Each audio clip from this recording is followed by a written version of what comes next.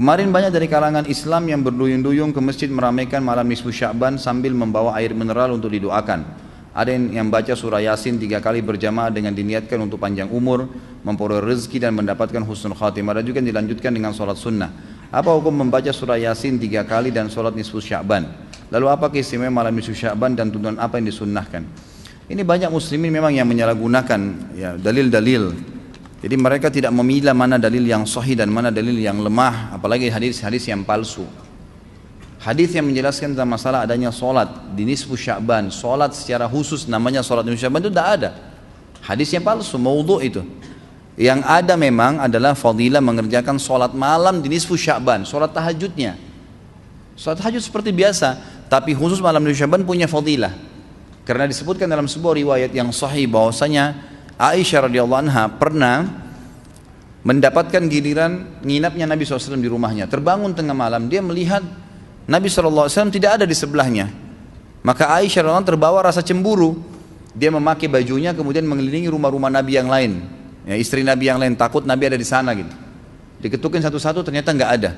Lalu Aisyah tergopoh-gopoh pergi ke masjid mendapatkan Nabi SAW sedang sholat. Begitu Nabi SAW lihat Aisyah lagi ngos-ngosan jalan gitu kan, kena buru-buru, kata Nabi SAW, wahai Aisyah, kau cemburu lagi? Ini adalah malam nisfu Sya'ban. Artinya saya sholat malam ini karena ini adalah nisfu Sya'ban. Ini hadis yang sahih gitu kan.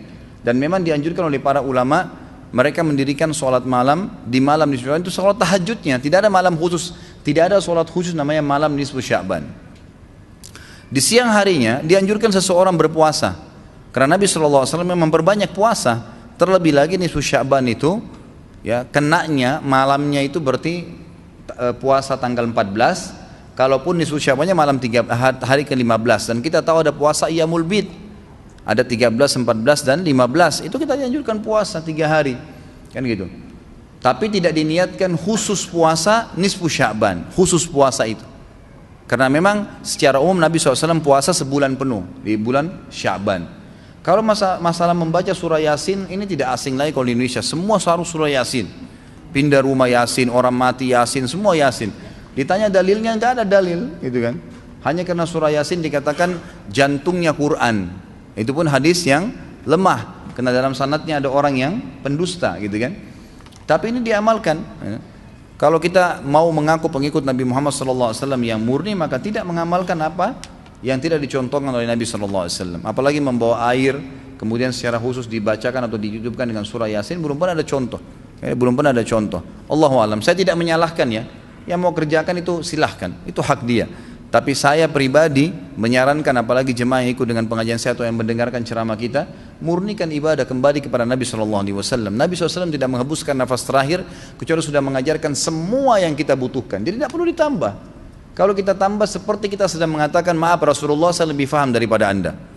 Nabi nggak pernah baca Yasin 3 kali di malam nisfu Sya'ban, nggak apa-apa kan, bagus. Loh, Nabi mau nggak pernah lakukan. Nabi yang nerima dari langit wahyu nggak pernah lakukan, nggak apa-apa. Berarti sama saja anda bilang, maaf Rasulullah saya lebih ngerti. Kan itu. Ini keliru, nggak boleh. Kan itu. Jangan tambah-tambah agama, biarkan dalam keadaan murni. Sedangkan murni saya sudah banyak sekali yang kita bengkalaikan, apalagi kalau ditambah-tambah. Gitu.